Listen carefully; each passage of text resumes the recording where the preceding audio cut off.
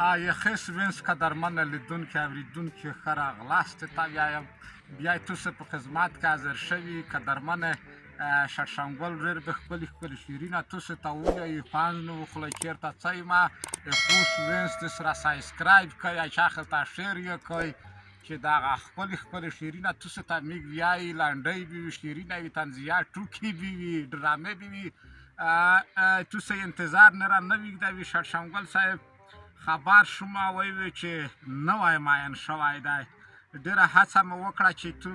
معلومات وکړم خو پیدا کولی مې نه شو خلکو و چې داسې بیان دی چې کلی پر یخی دی غرې سارې ته ختلی دی دا څه منطقي چې دوی ومې غوښته دلته په دا ګربزه په غرې کې مې پیدا کړې یم میین ته داسې یو شی د په لیکلي یادې که وشه بس میان شوې خالي په غره تښتې ګلبشرې خانه خدای دې څوک نه کړي میان امین چې میان شي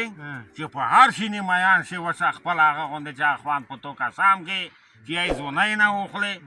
یا یې تلاګ رتلاګ نه وخورې یا یې مړی نه خوند وخورې عشق به غار کړي تباه به وي برباد ډېره لوړه ځکه دا عشق یو داسې شی دی چې عشق دی محبت دی مینه دی پیار دی ډېرې کیسې دي خو که ځکه زه خپله په یوه ټیم کې میان یم زه دا درکولی شم چې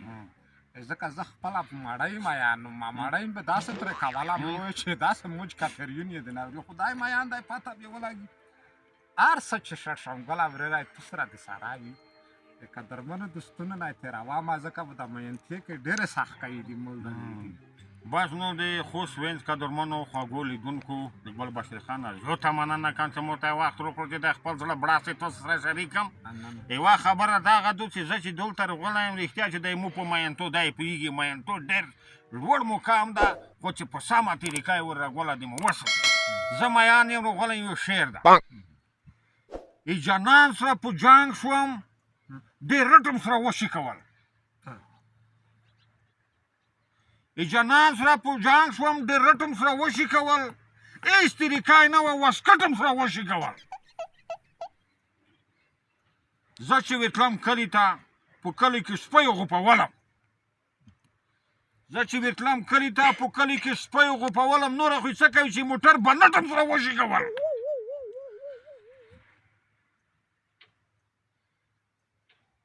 دا کیسه دې ته کوم چې شعر زیر لري خامخا لږ تحمل وکړه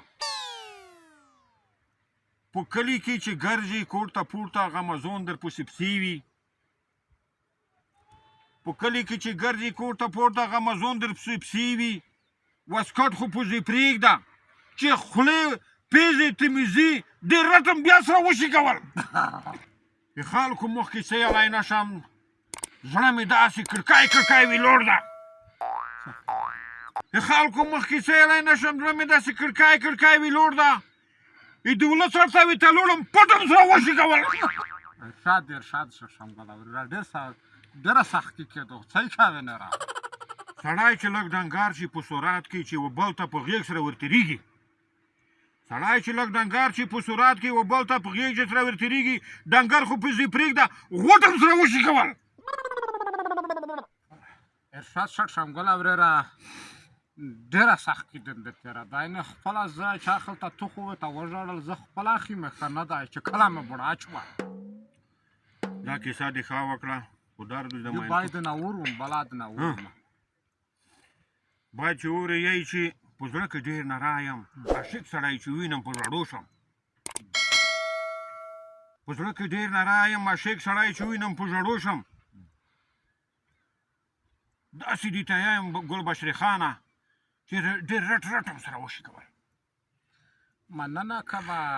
ډېر څه پکې پروت وي موږ خپله چې اخلو ته چې په زړه کې پټ وژړل ځکه سختي ډېره انده تېره شوه ځکه چې ده چې دا چیلې وښیلې داسې کول وي خو خامخا سخت کېدو